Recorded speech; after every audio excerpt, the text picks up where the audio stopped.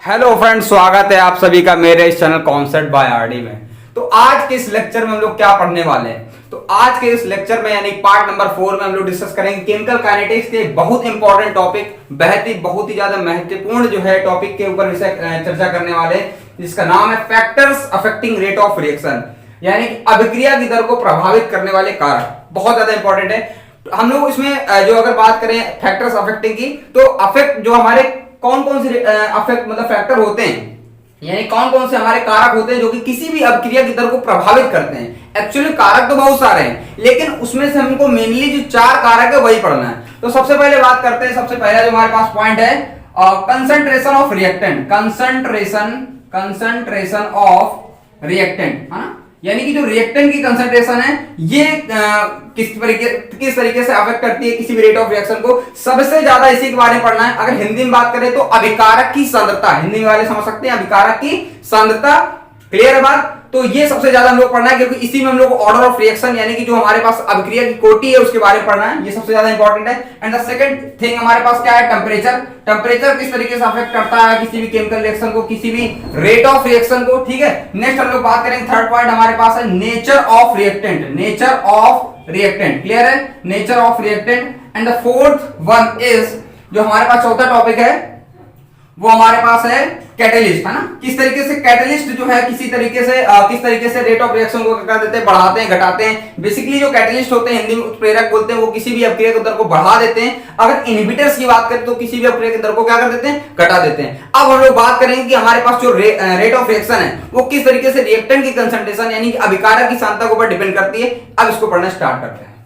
अब हम लोग बात करेंगे how concentration of reactant affect rate of reaction, यानी किस तरीके से अभिक्रिया की दर को कोई भी जो सांद्रता है अभिक्रिया की दर को किस तरीके से प्रभावित करती है, कौन कौन से फैक्टर्स है जो अफेक्ट करेंगे हम लोग डिस्कस करने वाले हैं। तो सबसे पहले आप जानिए कि जितना ज्यादा मॉलिक्यूल्स का कोलिजन होगा, यानी कि जितना ज्यादा जो हमारे पास मॉलिक्यूल्स हैं, अणु हैं, कोलाइड करेंगे, टकराएंगे, उतना ही ज्यादा केमिकल रिएक्शन प्रोसीड करेगी।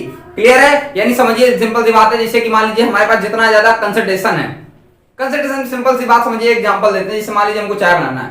अब चाय बनाने के लिए जितना ज्यादा आप मटेरियल डालेंगे, है ना, उसके बाद उतना ही ज्यादा हमको चाय मिलेगी। सिंपल सी बात है, जितना ज्यादा आप पानी डालेंगे, जितना ज्यादा आपको चाय और वगैरह वगैरह जो भी पड़ता है वो डालने के बाद उतना ही ज्यादा हमको प्रोडक्ट बनके तैयार होगा। तो वही चीज यहाँ पे बोल रहा है, जितना ज्यादा कंसंट्रेशन होगा, जितनी ज्यादा सांद्रता होगी उस अभिकारक की, उतना ही ज्यादा प्रोडक्ट बनेगा। तो वही बोला है कि उतनी ही केमिकल रिएक्शन प्रोसीड करेगी आगे और प्रोडक्ट बनाने में हमें मदद करेगी। क्लियर है? अब बात करते हैं कि जो रेट होता है, यानी जो रेट ऑफ रिएक्शन है, वो डायरेक्टली किसके ऊपर डिपेंड कर रहा है, रिएक्टेंट की कंसंट्रेशन। तो कंसंट्रेशन किसकी, रिएक्टेंट की, और उसकी पावर ऑर्डर। अब ऑर्डर क्यों आया, देखिए होता क्या है, अगर हमारे जो साइंटिस्ट हैं उन्होंने तो थ्योरेटिकली बात की कि भाई जो रिएक्टेंट है वो रेट जो है वो रिएक्टेंट की कंसंट्रेशन के ऊपर ही डिपेंड कर रहा था। लेकिन जब एक्सपेरिमेंट किए गए, जब हमारे पास प्रयोग किए गए, उस प्रयोग में पता चला केवल रिएक्टेंट की कंसंट्रेशन नहीं, उसकी पावर ऑर्डर। अब यहां पर ऑर्डर बहुत इंपॉर्टेंट है। यहां पे जो एन है वो क्या है, order of reaction, order of reaction. Hindi में क्या बोलेंगे, हिंदी में बोलेंगे इसको अभिक्रिया की कोटि, अभिक्रिया की कोटि बोलते हैं इसको हिंदी में। तो अभिक्रिया की कोटि के ऊपर भी डिपेंड करेगी, यानी जो उसकी अभिक्रिया की कोटि होगी उसके ऊपर उसकी रिएक्टेंट की कंसंट्रेशन यानी अभिकारक की सांद्रता के साथ साथ उसकी अभिक्रिया की कोटि क्या होगी उसके ऊपर भी डिपेंड करेगी। अब हम लोग थोड़ा डिस्कशन करते हैं कि आखिर ये एन क्या है। तो 2-3 पॉइंट इसको हम लोग एक करके क्या करते हैं, डिस्कस करते हैं। अब हम लोग बात करते हैं उस ऑर्डर ऑफ रिएक्शन यानी अभिक्रिया की कोटि के बारे में, कुछ पॉइंट्स, कुछ मुख्य बातें यानी important points regarding order of reaction, यानी अभिक्रिया की कोटि से संबंधित कुछ महत्वपूर्ण बातें। पहला पॉइंट क्या है, N may be N integer of fraction number. ध्यान रखिएगा, एन इंटीजर हो सकता है। इंटीजर मतलब हिंदी में पूर्णांक बोलते हैं।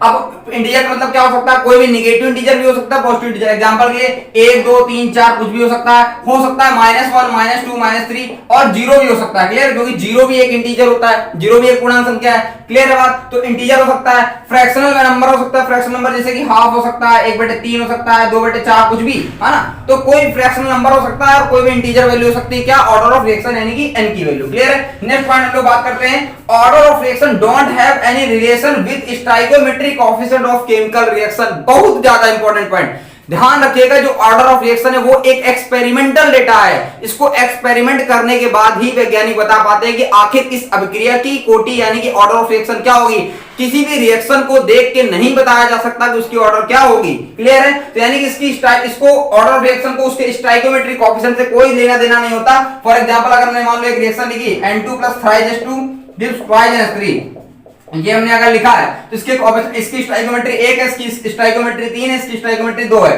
तो ये इसकी ऑर्डर नहीं होगी। ये इसकी स्टोइकियोमेट्री और स्टोइकियोमेट्री को से कोई मतलब नहीं है उसकी ऑर्डर से। ऑर्डर तब पता चलता है जब वो एक्सपेरिमेंट किया जाएगा, तब पता चलेगा। अच्छा हाँ, पिछले लेक्चर में हमने गलती करी थी, यहाँ पर हमने बैलेंस नहीं किया था रिएक्शन को, तो आप ध्यान दीजिएगा। अगर आपने वीडियो देखी होगी तो यहाँ पर मैंने 3 नहीं लगाया, तो 3 जो है क्या होगा, अगर 3 नहीं लगाया तो स्टोइकियोमेट्री में 3 कहां चला जाएगा, बटे में। क्लियर है? तो हमने हालांकि रेट ऑफ रिएक्शन लिख के बताया, तो वो आप समझ लीजिएगा कि ये 3 बस बटे में चला जाएगा और कुछ नहीं है। तो थोड़ी बड़ी गलती होती रहती है, तो आप बता दिया करिए कमेंट सेक्शन में ताकि हमको पता चल जाए। अब बात करते हैं, तो समझ में आ गया कि ऑर्डर ऑफ रिएक्शन जो है वो किसका स्टोइकियोमेट्रिक से कोई लेना देना नहीं होता। नेक्स्ट हम लोग पॉइंट पढ़ेंगे, order of reaction can only be find out by experiment. जैसा कि मैंने बताया, तीसरा पॉइंट वही लिखा हुआ है कि order of reaction experimental data है, इसको हम लोग एक्सपेरिमेंट से ही बता सकते हैं, डायरेक्टली रिएक्शन देख के नहीं पता किया जा सकता। क्लियर है? तो ये चीज तुमको आपको पता होनी चाहिए। सो अब हम लोग बात करने वाले हैं रेट लॉ एक्सप्रेशन की। अब रेट लॉ एक्सप्रेशन होता है बहुत ज्यादा इंपॉर्टेंट, तो इसको हम लोग एक एक करके पढ़ना स्टार्ट करते हैं। तो अभी हम लोगों ने क्या जाना था कि जो रेट होता है वो क्या होता है, डायरेक्टली प्रोपोर्शनल होता है रिएक्टेंट की पावर, रिएक्टेंट की जो कंसंट्रेशन है उसकी पावर ऑर्डर के। क्लियर? यही तो हमने जाना। तो हम एक रिएक्शन ले रहे हैं, फॉर एग्जांपल हमारे पास रिएक्शन है AA + BB gives CC + DD। अब समझ रहे होंगे इसका मतलब क्या होता है। ये A B क्या है, रिएक्टेंट है, ये C और D क्या है, प्रोडक्ट है, ये स्मॉल a स्मॉल b क्या है, रिएक्टेंट की स्टोइकियोमेट्रिक कोएफिशिएंट्स हैं, और जो ये तुम्हारे पास स्मॉल c स्मॉल d क्या है, ये प्रोडक्ट के बेसिकली स्टोइकियोमेट्रिक कोएफिशिएंट है। क्लियर है? अब मान लीजिए हमको रेट लिखना है, तो रेट क्या होगा हमारा, रेट डायरेक्टली प्रोपोर्शनल किसके होता है, रिएक्टेंट की कंसंट्रेशन। इंपॉर्टेंट बात है, रिएक्टेंट की ही कंसंट्रेशन। एक्चुअल में ऐसा क्यों बोल रहे हैं, रिएक्टेंट की कंसंट्रेशन जो है हम लोग बात करते हैं T=0 पे, और T=0 पे एक्चुअल में हमारे पास प्रोडक्ट बना नहीं होता, इसीलिए हम लोग बात करते हैं हमेशा रिएक्टेंट की कंसंट्रेशन पे। क्लियर है? तो रिएक्टेंट की कंसंट्रेशन हमारे पास कौन कौन से रिएक्टेंट है, एक हमारे पास A है और एक B है। तो हम लोग क्या करेंगे, A की पावर ऑर्डर, ऑर्डर हमने मान लिया इसकी ऑर्डर क्या है, X है।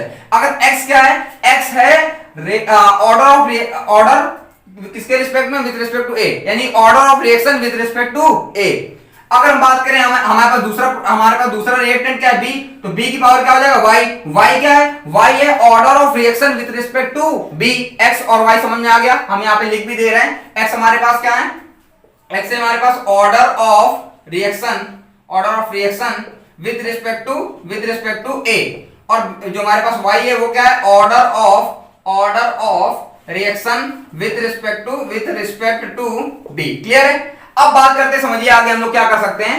अब जब भी आपने सुना होगा, आपने पता होगा आपको कि जब भी प्रोपोर्शनलिटी का साइन हटाते हैं, जब भी समानुपाती की चिन्ह हटाते हैं, तो बराबर लगा के एक नियतांक लगाते हैं। उस नियतांक को लोग क्या बोल रहे हैं, के बोल रहे हैं। प्रोपोर्शनलिटी का साइन यानी समानुपाती की चिन्ह हटाया, बराबर लगा के नियतांक के लगाया।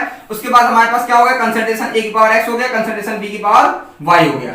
अब यही होता है रेट लॉ एक्सप्रेशन। इसी तरीके से हम लोग रेट लॉ एक्सप्रेशन को क्या करते हैं, लिखते हैं rate directly proportional to reactant की पावर कंसंट्रेशन, रिएक्टेंट की कंसंट्रेशन की पावर ऑर्डर, और यहाँ पे बराबर प्रोपोर्शनलिटी का साइन हटा के बराबर लगा के हम लोग क्या कर लेते हैं, नियतांक की वैल्यू रख लेते हैं। अच्छा, ये X और Y क्या है, X और Y ऑर्डर है। अच्छा, ओवरऑल ऑर्डर क्या होगा, ओवरऑल ऑर्डर ऑफ रिएक्शन क्या होगा, ये होगा हमारे पास X + Y। क्लियर है? इसको हम लोग N से रिप्रेजेंट कर दे रहे हैं। जो N होगा, N ओवरऑल क्या होगा, X + Y। अगर आपसे बोलेगा कोई ओवरऑल ऑर्डर निकालिए, तो आप क्या बताएंगे, X + Y बता देंगे। क्लियर है? अब ये K क्या है, तो ये K हमारे पास होता है, इसको हम लोग वेलोसिटी कांस्टेंट बोलते हैं। क्या बोलते हैं, वेलोसिटी कांस्टेंट। इसी को हम लोग रेट कांस्टेंट भी बोलते हैं, रेट कांस्टेंट। क्लियर है? वेलोसिटी कांस्टेंट बोल लीजिए या रेट कांस्टेंट। हिंदी में क्या बोलते हैं, हिंदी में इसको बोलते हैं वेग स्थिरांक, है ना, वेग स्थिरांक बोल सकते हैं। तो इसकी यूनिट के बारे में अभी हम लोग डिस्कशन करेंगे, तो आपको ये समझ में आ रहा किस तरीके से रेट लॉ लिखा जाता है और क्या होती है उसकी ऑर्डर। अब हम लोग ऑर्डर की डेफिनेशन के बारे में जानेंगे, और देन हम लोग बात करेंगे वेग स्थिरांक यानी जो वेलोसिटी कांस्टेंट है उसकी यूनिट कैसे निकाली जाती है। अब हम लोग बात करेंगे ऑर्डर ऑफ रिएक्शन की जो डेफिनेशन होती है, बहुत सिंपल सी डेफिनेशन है, हालांकि पेपर पूछी जा सकती भी है और नहीं भी, पर आप पता होना चाहिए just for knowledge. The sum of powers of the concentration of the reactant, यानी कि जो भी रिएक्टेंट की जो कंसंट्रेशन उसकी जो पावर्स है ना, वो पावर्स ही हैं किसी भी रेट लॉ एक्सप्रेशन में, वही क्या कहलाएगी, उस पर्टिकुलर केमिकल रिएक्शन की ऑर्डर। एग्जांपल के लिए जैसे मान लीजिए हमने लिखा R डायरेक्टली प्रोपोर्शनल टू क्या हमारे पास ए की पावर मान लीजिए 2 है और बी की पावर कितना हमारे पास 1 है। अब यहाँ पर ये रिएक्टेंट है हमारे पास ए और बी और उनकी पावर क्या है 2 और 1 है। तो हमें पता है कि जो प्रोपोर्शनलिटी का साइन हटाते हैं तो बराबर लगा के एक नेतांक के लगाते हैं और यहाँ पर क्या हो जाएगा ए की पावर 2 और बी की पावर 1। ये तो हमारे पास क्या हो गया रेट लॉ एक्सप्रेशन। और इस रेट लॉ एक्सप्रेशन में ही जो रिएक्टेंट जो है कंसंट्रेशन, रिएक्टेंट की जो कंसंट्रेशन है उसकी पावर जो ऑर्डर है उसका ओवरऑल हम क्या कर लेंगे सम कर लेंगे। तो हमारे पास ओवरऑल ऑर्डर क्या हो जाएगी एन बराबर 2 + 1 यानी कितना हो जाएगा 3। अब हम लोग उस पे न्यूमेरिकल भी करेंगे, वो छोटे छोटे न्यूमेरिकल है काफी। आज का जो टॉपिक है वो आज का जो लेक्चर है काफी इजी है तो ज्यादा प्रेशर नहीं लेना, फुल वीडियो देखनी है बढ़िया तरीके से। तो आर बराबर क्या हो जाएगा कंसंट्रेशन 1 पावर 2 बी की पावर 1 ओवरऑल ऑर्डर जोड़ दीजिए 2 और 1 कितना हो जाएगा 3 हो जाएगा। ठीक है, अब हम लोग बात करते हैं कि आखिर यूनिट कैसे निकालते हैं। यूनिट ऑफ बहुत ज्यादा इंपॉर्टेंट है, हैशटैग लगा रहे हैं। जो मेरी पहली वीडियो थी वो इसी के ऊपर थी, यूनिट ऑफ वेलोसिटी कांस्टेंट के ऊपर, उसमें हिंदी में हमने बताया था। आज मैं इंग्लिश में बता रहा हूं unit of velocity constant. Velocity constant Hindi वाले क्या बोलेंगे वेग स्थिरांक का मात्रक, वेग स्थिरांक का मात्रक। क्लियर है बात? कैसे निकालेंगे? बहुत इजी मेथड है अपने पास और हम लोग अप्लाई करके भी देखेंगे अलग अलग ऑर्डर के लिए। देखिए अपन लोगों ने पढ़ा क्या रिएक्टेंट जो होती है क्या होती है डायरेक्टली प्रोपोर्शनल होती है कंसंट्रेशन की पावर n। n बोले तो ऑर्डर यानी rate directly proportional to concentration की पावर n। अब देखिए हमें पता है कि जब भी प्रोपोर्शनलिटी का साइन हटाते हैं तो बराबर लगा के एक कांस्टेंट k की वैल्यू ऐड कर लेते हैं और यहां से हमारे पास क्या हो जाता है कंसंट्रेशन की पावर n हो जाता है। अब एक बात बताइए k की यूनिट निकालनी है तो हमें k की वैल्यू भी तो निकालनी पड़ेगी। तो यहां से हम लोग क्या करेंगे इस कंसंट्रेशन पावर n को कहां ले आएंगे डिवाइड में, क्योंकि इनटू में तो डिवाइड में आएगा। इन रेट अपॉन कंसंट्रेशन की पावर हमारे पास क्या हो जाएगा n हो जाएगा। अब यहां ध्यान से समझिएगा तो हमारे पास क्या हो जाएगा k बराबर, अच्छा r क्या होता है, r होता है रेट ऑफ रिएक्शन और रेट ऑफ रिएक्शन क्या होता है change of any quantity with respect to time interval. तो यानी कि इसकी यूनिट क्या हो जाएगी, इसकी यूनिट हम लोग ऑलरेडी जानते हैं मोल अपॉन लीटर। ठीक है, और क्या होता है सेकंड। क्लियर है, मोल अपॉन लीटर सेकंड या mole litre inverse second inverse भी बोल सकते हैं। ठीक है, तो मोल अपॉन लीटर सेकंड इसकी हो गई, रेट ऑफ रिएक्शन की हो गई। ठीक है, अगर बात करें कंसंट्रेशन तो कंसंट्रेशन की यूनिट क्या होती है मोल अपॉन लीटर की पावर क्या आ जाएगा n। भाई कंसंट्रेशन में हम लोग किसको काउंट करते हैं मोलैरिटी को, तो मोलैरिटी में क्या हो जाएगा उसकी यूनिट होती है मोल अपॉन लीटर, उसकी पावर क्या हो जाएगा n। अब ध्यान से देखिए तो हमारे पास क्या हो जाएगा k बराबर, अब ये देखिए ये हमारे पास मोल अपॉन लीटर हो गया, मोल अपॉन लीटर। ठीक है, मोल अपॉन लीटर हो गया। अच्छा ये जो मोल अपॉन लीटर की पावर n है अगर कोई भी चीज नीचे से ऊपर जाती है तो क्या हो जाती है माइनस की, यानी ये क्या हो जाएगा मोल अपॉन लीटर की होल पावर क्या हो जाएगा माइनस का n। समझ में आ रहा है भाई, इसकी पावर 1 है भाई, मोल अपॉन लीटर हमने एक साथ लिख लिया ये चीज, और ये जो मोल अपॉन लीटर की पावर n है ये ऊपर जाएगा तो क्या हो जाएगा माइनस का हो जाएगा, और बटे में हमारे पास क्या हो जाएगा, बटे में हमारे पास सेकंड हो जाएगा, कोई दिक्कत नहीं है। अब इसका मतलब क्या हुआ जो k बराबर, अब आपको पता होगा आपने थोड़ा बहुत मैथ पढ़ी होगी तो आपको पता होगा कि बेस सेम होता है यानी आधार समान होता है तो गुणे में घातें जुड़ती हैं, यानी इसकी पावर 1 है इसकी पावर माइनस n है तो हमारे पास क्या हो जाएगा मोल अपॉन लीटर की पावर 1 माइनस n। भाई 1 माइनस n क्यों हुआ क्योंकि बेस सेम में पावर ऐड हो गई, और बटे में सेकंड है तो ऊपर जाके क्या हो जाएगा सेकंड इनवर्स। तो फाइनल जाके हमको एक हमारे पास फार्मूला टाइप का बन गया है कि जो हमारे पास वेलोसिटी कांस्टेंट की यूनिट निकालने के लिए क्या है मोल अपॉन लीटर की power 1 minus n second inverse. तो ये एक फंडा है, इस फंडे से हम लोग क्या करेंगे वेलोसिटी कांस्टेंट की यूनिट को निकालेंगे अलग अलग ऑर्डर ऑफ रिएक्शन के लिए। अब हम लोग क्या करेंगे, अब हम लोग अलग अलग रेट, जैसे कि हम लोगों ने क्या निकाला रेट r बराबर नहीं k बराबर है ना, k बराबर मोल अपॉन लीटर की पावर 1 माइनस n इंटू में सेकंड इनवर्स। ये हम लोगों ने एक फार्मूला निकाल लिया और इस फार्मूले के ऊपर हम लोग क्या डिस्कस करने वाले हैं कि यूनिट क्या होने वाली है इसकी। तो हम लोग बात करते हैं सबसे पहले फर्स्ट ऑर्डर के लिए, उसके पहले हम लोग बात करते हैं जीरो ऑर्डर के लिए, zero order then first order then हम लोग सेकंड ऑर्डर। तो अगर बात करिए फर्स्ट जीरो ऑर्डर की तो जीरो ऑर्डर केस में n की वैल्यू हम लोग क्या पुट कर देंगे जीरो। बात करेंगे फर्स्ट ऑर्डर के लिए तो n की वैल्यू कितनी पुट कर देंगे 1, और अगर मान लीजिए सेकंड ऑर्डर की बात करते हैं कितना पुट कर देंगे 2। अब बस अलग अलग ऑर्डर के लिए हमको अलग अलग वेलोसिटी कांस्टेंट की यूनिट निकालनी है। पेपर में भैया जी बताता नहीं है कि कौन सी ऑर्डर ऑफ रिएक्शन है, तो आपको जानना पड़ेगा, वो यूनिट बता देता है और यूनिट के थ्रू हमको पहचानना पड़ेगा कौन सी ऑर्डर है।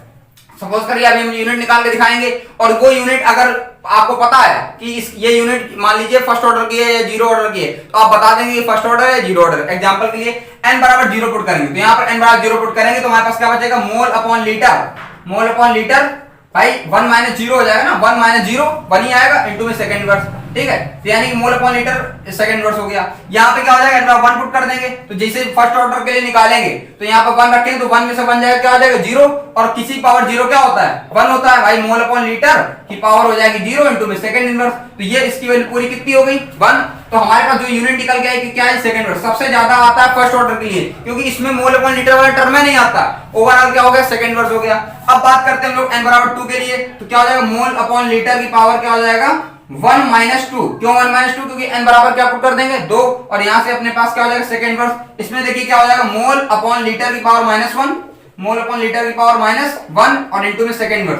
अच्छा माइनस को अगर किसी भी पावर की माइनस होती है प्लस को करना हो तो ऊपर नीचे क्या कर देते हैं, पलट देते हैं, लीटर ऊपर आ जाएगा मोल नीचे आ जाएगा, यानी लीटर अपॉन मोल इनटू में क्या हो जाएगा सेकंड इनवर्स। ये किसके लिए आ गया n इक्वल टू 2 के लिए, वेलोसिटी कांस्टेंट यानी कि जो हमारे पास वेग स्थिरांक उसका मात्रक। तो हमने क्या करा, अलग अलग जो हमारे पास ऑर्डर ऑफ रिएक्शन है उसके लिए अलग अलग हमने उनकी यूनिट निकाल ली है। अब आपसे बोल देगा कि भाई बताइए मोल लीटर इनवर्स। अच्छा हम लोग क्या करेंगे, अगर बटे में लीटर है, अगर ये लीटर ऊपर जाएगा तो क्या हो जाएगा लीटर इनवर्स, यानी कि इसकी यूनिट हम लोग ये भी तो बोल सकते हैं mole litre inverse second inverse. ये किसकी यूनिट है भाई, जीरो ऑर्डर के लिए वेलोसिटी कांस्टेंट यानी वेग स्थिरांक का मात्रक है। तो आपको बोल देगा कि भाई वेलोसिटी कांस्टेंट मात्रक ये बताइए कौन सी ऑर्डर रिएक्शन है, तो आप बता दीजिएगा जीरो ऑर्डर है। अगर आपसे बोल दी सेकंड इनवर्स उसकी यूनिट है तो आप बता दीजिएगा फर्स्ट ऑर्डर है, ठीक है। अगर मान लीजिए ये बता दिया तो सेकंड ऑर्डर है। तो ये पर्टिकुलर डिस्कशन था, एक मैं टेबल बनवा दे रहा हूं, उस टेबल आपको स्क्रीनशॉट ले लेना है और बढ़िया से याद रखना। सो अब हम लोग बात करेंगे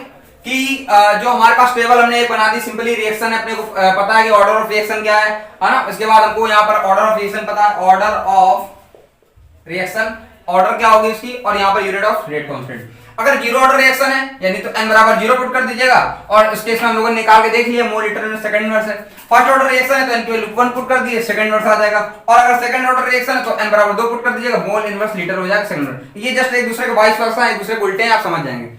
अब हम लोग क्या बात करने वाले, अब हम लोग बात करेंगे कि जो स्लो स्टेप होता है, स्लो स्टेप वही क्या होता है रेट डिटरमाइनिंग स्टेप होता है, रेट डिटरमाइनिंग स्टेप। क्लियर है। अब ये क्या हमने बता दिया, एक्चुअल में जब हम लोग आगे जाके ऑर्गेनिक रिएक्शन पढ़ेंगे तो ऑर्गेनिक में हम लोग को पढ़ना होगा कि हम लोग जब पढ़ेंगे कार्बोकैटायन बनता है तो कार्बोकैटायन के केस में हम लोग डिस्कस करेंगे कि भाई जो रेट डिटरमाइनिंग स्टेप होता है उसकी वो कौन सा स्टेप होता है, कौन डिफाइन करता है, वो स्लो स्टेप डिफाइन करता है। कैसे, ऐसे समझिए, सपोज करिए हमको एक जगह से दूसरी जगह जाना है।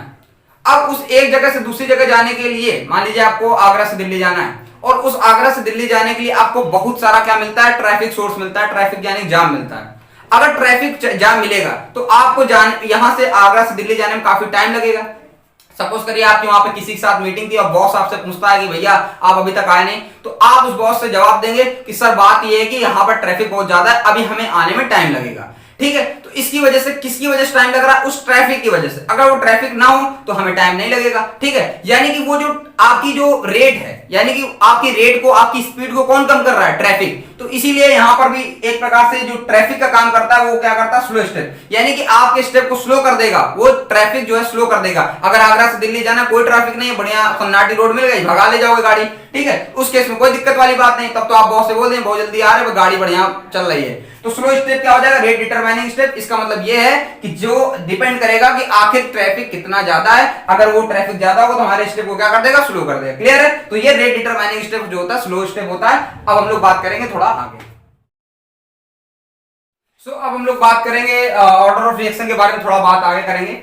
सपोज करिए हमारे पास एक रिएक्शन दे रखी A + B + C gives product. अब बोलेंगे इसमें ऐसे आपने रैंडमली रिएक्शन लिखी है। हाँ, एक हमने बैलेंस रिएक्शन लिया जो कि बैलेंस नहीं है। जैसा कि हमने बताया कि ऑर्डर ऑफ रिएक्शन एक एक्सपेरिमेंटल डेटा है, उसको ऑर्डर ऑफ रिएक्शन, उसको बैलेंस केमिकल रिएक्शन से कोई मतलब नहीं होता। तो हमने क्या सिंपली A + B + C लिख लिया, और A B C क्या है हमारे पास, रिएक्टेंट है। अब इनके बारे में हम लोग बात करेंगे एक एक करके कि आखिर क्या है सिस्टम, इनके बारे में डिस्कस करते हैं। अगर बात करें A के लिए, फॉर A आफ्टर एक्सपेरिमेंट, अगर आप A की रिएक्टेंट, अब A रिएक्टेंट की कंसंट्रेशन के बारे में बात कर रहे हैं, तो उस केस में आपको B और C को क्या रखना पड़ेगा, कांस्टेंट रखना पड़ेगा। तो हमारे पास जो रेट पाई जाएगी, यानी कि इट इज फाउंड दैट कि जो रेट होगी वो डायरेक्टली प्रोपोर्शनल होगी किसकी, A के लिए लिख रहे हैं तो A की ही रिएक्टेंट, A की जो A रिएक्टेंट है उसी की कंसंट्रेशन की तो बात करेंगे, और उसकी पावर क्या हो जाएगा, ऑर्डर हो जाएगा। जहां हमने बता दिया X क्या डिफाइन कर रहा है, जिसकी जिस रिएक्टेंट की कंसंट्रेशन लिख रहे हो उसी की तो ऑर्डर ऑफ रिएक्शन होगी। तो order of reaction with respect to A, हमारे सब समझ में आ गया होगा कि जिस रिएक्टेंट की कंसंट्रेशन लिखते हैं उसको लिख लेते हैं, उसके लिए रेट डायरेक्टली प्रोपोर्शनल हो जाता है, और बाकी जिसके बारे में बात नहीं कर रहे हैं वो हो जाते हैं हमारे पास कांस्टेंट। सिमिलरली यहाँ पर बी के लिए भी यही हो जाएगा। आफ्टर एक्सपेरिमेंट हमें पता चलता है कि भाई अगर बी के लिए लिख रहे हो तो ए और सी का कांस्टेंट हो जाएगा, जो रेट हमारे पास हो जाएगा वो बी की पावर वाई हो जाएगा। इसी तरीके अगर सी की बात करें तो आफ्टर एक्सपेरिमेंट ए और बी कांस्टेंट हो जाएगा, और जो हमारे पास रेट हो जाएगी डायरेक्टली प्रोपोर्शनल कितनी हो जाएगी, सी की पावर, ये जेड है, ये दो नहीं है, ध्यान रखना, सी की पावर क्या है, जेड है, यानी सी जो हमारे पास रिएक्टेंट है उसकी कंसंट्रेशन उसकी पावर क्या आ जाएगा, जेड। अब हमारे पास अगर इन तीनों को कंबाइन कर दें, इसको इक्वेशन नंबर 1 मान लो, इसको 2 मान लो, इसको क्या मान लो, 3 मान लो, अगर तीनों को कंबाइन कर देंगे तो हमारे पास जो रेट आएगा क्या आ जाएगा, डायरेक्टली प्रोपोर्शनल टू ए की पावर एक्स, बी की पावर वाई और सी की पावर जेड। और यहां से हमारे पास जो हमारे पास ओवरऑल ऑर्डर है, ओवरऑल ऑर्डर की वैल्यू क्या हो जाएगी, x plus Y plus Z. जैसा कि हम लोग बता चुके हैं ओवरऑल ऑर्डर क्या होता है, जो भी हमारे पास रिएक्टेंट है उनकी कंसंट्रेशन है, रिएक्टेंट की जो कंसंट्रेशन है उनकी ओवरऑल ऑर्डर को जोड़ दीजिए, वही इनकी ऑर्डर कहलाएगी। और यहां से प्रोपोर्शनलिटी के साइन हटा के हम लोग क्या लगा सकते हैं, बराबर लगा के कांस्टेंट के, ए की पावर x, बी की पावर y, सी की पावर z। तो ये पर्टिकुलर डिस्कशन था जो कि rate of order of reaction के ऊपर था। सो अब हम लोग बात करेंगे जो है find out order of reaction with respect to each species and overall order. अब थोड़ी प्रैक्टिस कर लेते हैं कि आखिर हर एक पर्टिकुलर स्पीसीज के लिए यानी और पर्टिकुलर ओवरऑल ऑर्डर कैसे निकालते हैं हम लोग बात करते हैं। फॉर एग्जांपल हमने एक रिएक्शन लिखा है twice HCrO4 - CA + 6i - gives plus 14 plus gives, ये पूरा हमने एक रिएक्शन लिखी हुई है। आपको कुछ रिलेट लग रहा होगा, कुछ हम लोगों ने उसमें रेडॉक्स रिएक्शन इस टाइप का हम लोगों ने पढ़ा था, रिएक्शन को बैलेंस करना, क्लियर है, तो आप याद कर सकते हैं। अच्छा, इसके लिए मैंने रेट लिख के दे दिया है, R बराबर के, यानी रेट जो है डायरेक्टली प्रोपोर्शनल है किसके, HCrO4 - एक इसकी जो है पावर। अगर ईच स्पीसीज की बात करें तो HCrO4 की पावर जो ऑर्डर है क्या, 1 है, इसकी -2, इसकी 2 है, सॉरी, इसकी कितनी, 3 है। यानी कि हमको पहला आंसर ये निकालना है कि order of reaction with respect to each, तो इसके रिस्पेक्ट में 1 है, इसके रिस्पेक्ट में 2 है, इसके रिस्पेक्ट 3 है। तो आप लिख सकते हैं ना HCrO4 माइनस के लिए जो ऑर्डर ऑफ रिएक्शन कितनी, 1 है, I माइनस के लिए कितनी है, 2 है, और जो H प्लस के लिए कितनी है, 3 है। भाई ईच स्पीसीज का मतलब क्या है, भाई order of reaction with respect to HCrO4 minus is equal to 1, order of reaction with respect to I is equal to 2, order of reaction with respect to H plus equal to 3। और अगर बात करें overall order की, overall order जोड़ दीजिए, 2 1 3 और 3 3 6, तो हमारे पास इसका आंसर कितना हो जाएगा, 6 हो जाएगा। समझ में आ रही है ना बात, बहुत आसान सी चीज है, बहुत कठिन नहीं है।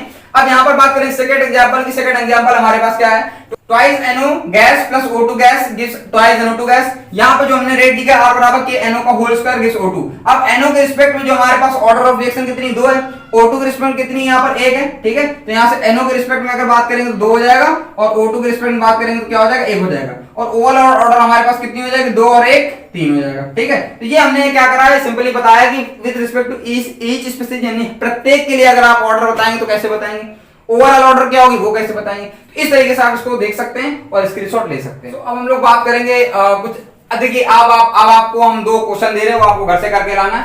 RW बोले तो नहीं बताएंगे, खुद से ध्यान देना, RW बोले तो रेंट ओवर, क्लियर है। तो यहाँ से CH3 यानी क्लोरोफॉर्म है हमारे पास, और इसमें क्लोरीन की रिएक्शन करा रहे हैं, तो हमारे पास कार्बन टेट्राक्लोराइड या CCl4 और HCl निकल रहा है। अब ये हमने रेट लॉ लिख के दे दिया, आप ओवरऑल ऑर्डर निकाल लीजिएगा, और आप ये भी बताएंगे कि with respect to each species कितना होगा ऑर्डर, क्लियर है, वो हम ऑलरेडी बता चुके हैं, आप करेंगे ये भी, इसके लिए भी करेंगे, क्लियर है। अब बात करते हैं हम लोग नेक्स्ट। अच्छा, इसको बोलते क्या है, इसको बोलते हैं एथिल एसीटेट, है ना, आगे जाके हम लोग पढ़ाएंगे, बताएंगे कैसे इनको फॉर्मूले डिराइव करते हैं, कैसे बताते हैं। तो ये एथिल एसीटेट है, ये हमारे पास एसिटिक एसिड है, ये एथिल अल्कोहल है, ये सारी चीजें आप ऑलरेडी जानते होंगे।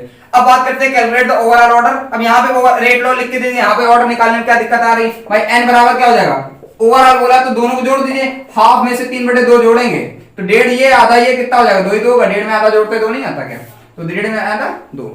अब यहाँ पे क्या हो जाएगा, यहाँ पे n की वैल्यू कितनी हो जाएगी, 3/2 है, और यहाँ पर -1। देखिए हमने बताया था ऑर्डर जो है वो फ्रैक्शनल नंबर भी हो सकती है, इंटीजर भी हो सकती है, और इंटीजर में नेगेटिव पॉजिटिव दोनों, तो नेगेटिव इंटीजर है, फ्रैक्शनल भी हो सकता है, जो कि दिख रहा है आपको, फ्रैक्शनल दिख रहा है कि नहीं दिख रहा है। तो हालांकि ध्यान रखना, लेकिन कभी भी स्टाइकोमेट्रिक जो कोएफिशिएंट होते हैं कभी भी फ्रैक्शनल नंबर में नहीं हो सकते, माइनस में नहीं होते। क्या कभी देखा क्या कि जो n2 + 5 n2 - 3 2 3 हो रहा हो, कभी स्टाइकोमेट्रिक नेगेटिव नहीं आते हैं, ठीक है, वो थ्योरेटिकल डेटा है, लेकिन ऑर्डर एक एक्सपेरिमेंटल डेटा है, इसलिए वो माइनस में भी हो सकता है, प्लस में भी हो सकता है, इंटीजर वैल्यू हो सकती है, कुछ भी हो सकता है। यहां से हम सॉल्व करेंगे कितना आ जाएगा, आधा आ जाएगा, 3/2 में से 1 घटाएंगे, सिंपल सी बात है। तो ये हम लोगों ने डिस्कशन कर लिया है पर्टिकुलर किस तरीके से जो है ऑर्डर ऑफ रिएक्शन को फाइंड आउट करते हैं। तो आज हम लोगों ने ये सारी चीजें डिस्कस कर ली, किस तरीके से रेट ऑफ रिएक्शन को डिफाइन करते हैं, ऑर्डर ऑफ रिएक्शन क्या होता है, रेट कांस्टेंट की यूनिट कैसे निकालते हैं और वगैरह वगैरह बहुत सारी चीजें हम लोगों ने डिस्कस कर ली है। आज हम लोग डिस्कस करें पार्ट नंबर 4 केमिकल काइनेटिक्स यानी रासायनिक बलगतिकी का, यानी 3 पार्ट हम ऑलरेडी अपलोड कर चुके हैं। तो आपको डिस्क्रिप्शन में लिंक मिल जाएगा, आप वहां से देख सकते हैं और लगातार मेहनत करते रहिए। तो आपके लिए लगातार मेहनत की जा रही है, इस गर्मी में भी शूट चल रहा है, आप समझ सकते हैं कि कितनी मेहनत की जा रही है। तो आपको क्या करना है, कुछ नहीं, केवल मेहनत करना है, लगातार मेहनत करना, रुकना नहीं, थमना नहीं है, क्योंकि करते रहना है, रुकना मना है और थकना मना है। ठीक है, लगातार इसी मोटिवेशन से काम करना है कि आप कुछ करना है, कुछ करना है बेहतर तरीके से। ठीक है, तो अगर ये वीडियो आपको पसंद आई हो तो उसको लाइक करें, शेयर करें, सब्सक्राइब करें और उस बेल आइकन को भी प्रेस करें। धन्यवाद।